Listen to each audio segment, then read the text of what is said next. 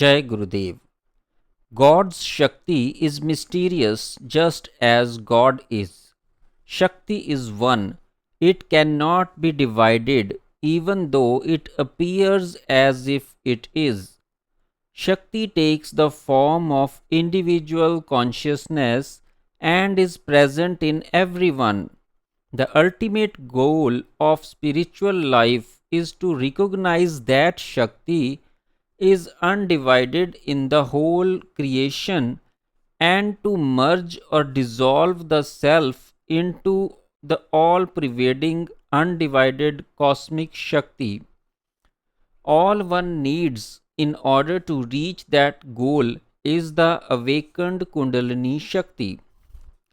While traveling to this goal, Kundalini Shakti introduces herself and enables the aspirant to experience the real self. She also discloses her natural qualities of omnipresence, omniscience, and omnipotence. She reveals the secret to the aspirant that Shakti is not separate from the individual soul and that the person is nothing else but Shakti. In order to have this experience, the layers of one's impressions and tendencies must be removed. This happens in the form of kriyas. No matter what state of self is in, it remains non separate from the Shakti.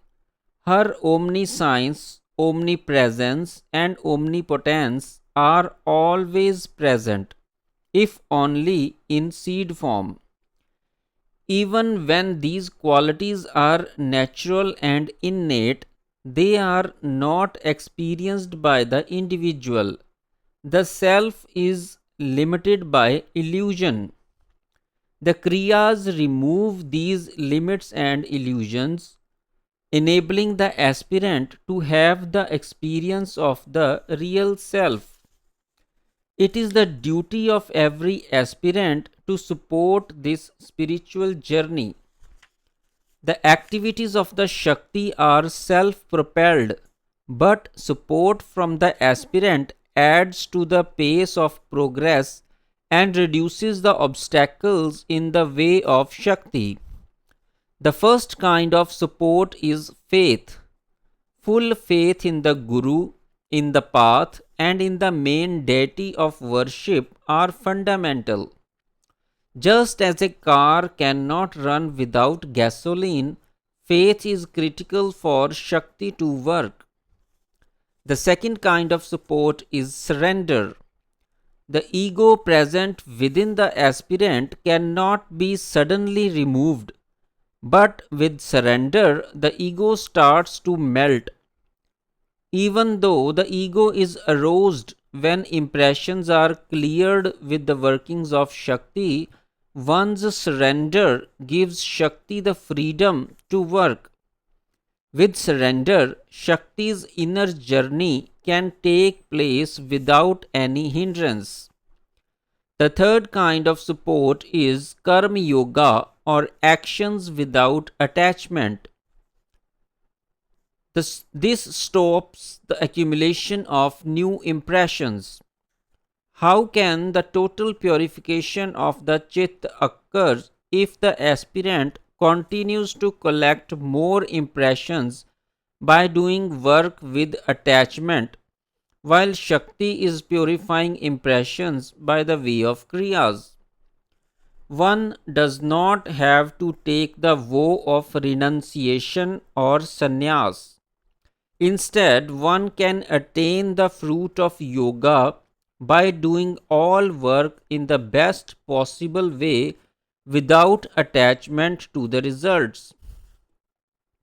Real renunciation involves giving up the fruits of one's actions.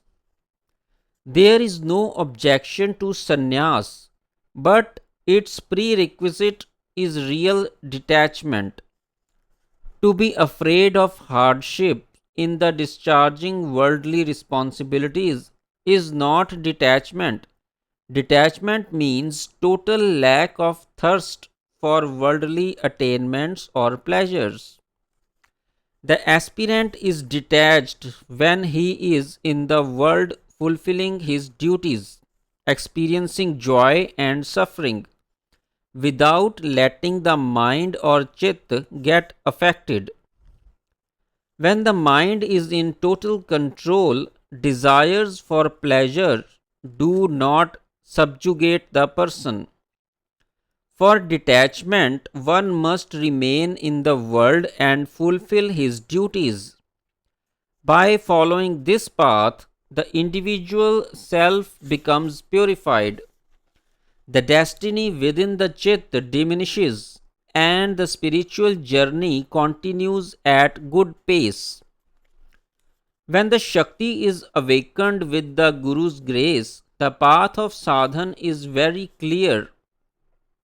Yet some people experiences difficulties in their practices. The sense of service while performing actions get lost, and the sense of surrender during sadhan is forgotten. This happens for two reasons. First, there may not be clear understanding of what service or surrender means, and second, there may be inadequate commitment towards the spiritual goal. Generally, people wish to retain all the worldly things and attain liberation as well. Worldly attachments must be shaken off to attain liberation.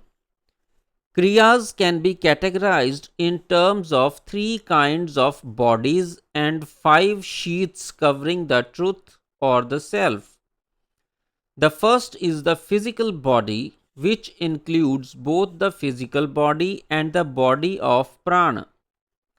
The prana is subtle and divine, but because of its working as at the physical level, it is considered to be the part of the body.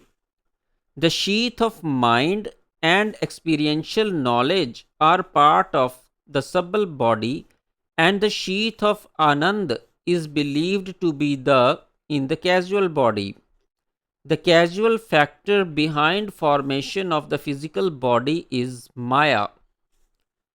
If that is the case, how can Maya be the sheath of Anand? Maya is the closest to the soul. Qualities of the soul reflect upon the Maya, and the qualities of Maya reflect upon the soul. Thus, Anand of soul reflects on Maya, and the illusion of Maya reflects on the soul. After reaching the causal body, the aspirant rises above the physical and subtle bodies and starts to work on the subtler level of Chit. He experiences immense joy. The joy is experienced at the Chit level, but it is really the joy of the self. Another question may arise: if at the beginning of the creation there was neither any impression nor any illusion, where did they come from? In the beginning, the creation occurred because it was God's wish. Eventually, the wish of God or Maya caused the cycle of birth and death.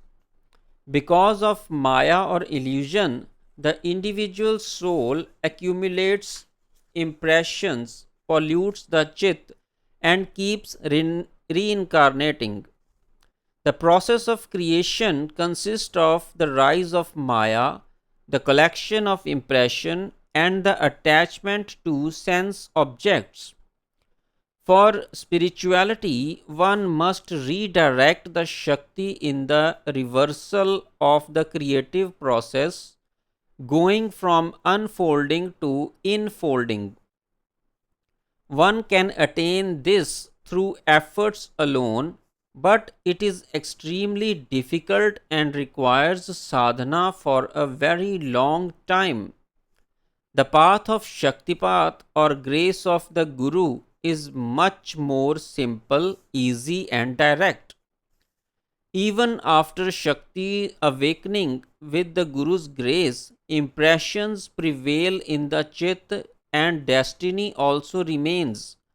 The awakening of Kundalini is not the ultimate goal, rather, it is only the beginning of sadhana.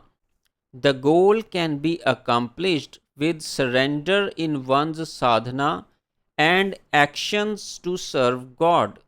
Jai Gurudev.